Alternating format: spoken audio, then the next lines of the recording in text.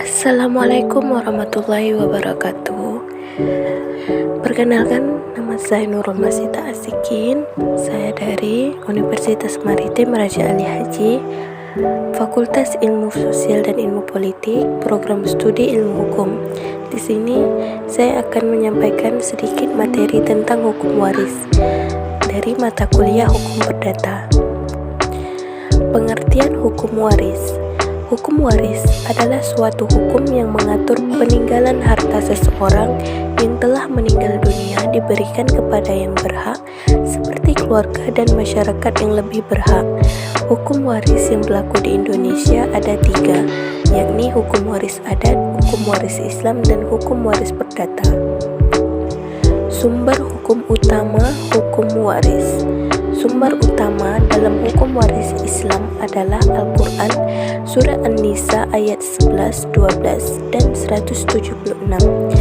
Hukum waris Islam atau ilmu farid adalah ilmu yang diketahui siapa yang berhak mendapat waris dan siapa yang tidak berhak, dan juga berapa ukuran untuk setiap ahli waris.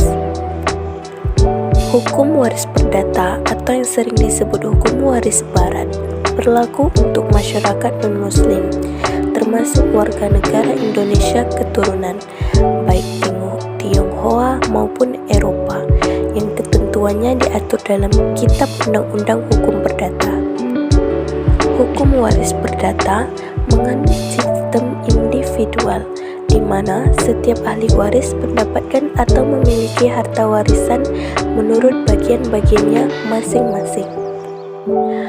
Hukum waris diatur di dalam buku 11 KUH Perdata, pasal yang mengatur tentang waris sebanyak 300 pasal, yang dimulai dari pasal 830 KUH Perdata sampai dengan pasal 1130 KUH Perdata.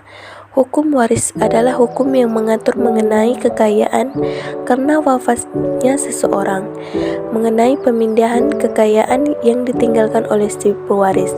Terdapat 3 unsur di dalam warisan, yaitu 1. Adanya pewaris, 2. Adanya harta warisan, dan 3. Adanya ahli waris. Kitab Undang-Undang Hukum Perdata menegaskan pembagian harta warisan baru bisa dilakukan apabila terjadi kematian. Ada 2 jalur untuk mendapatkan warisan secara adil, yaitu melalui pewarisan absentantio dan pewarisan testamentaire. Pewarisan absentantio merupakan warisan yang didapatkan berdasarkan undang-undang. Dalam hal ini, sanak keluarga pewaris almarhum yang meninggalkan warisan adalah pihak yang berhak menerima warisan. Mereka yang berhak menerima dibagi menjadi 4 golongan, yaitu anak, istri atau suami, adik atau kakak, dan kakek atau nenek.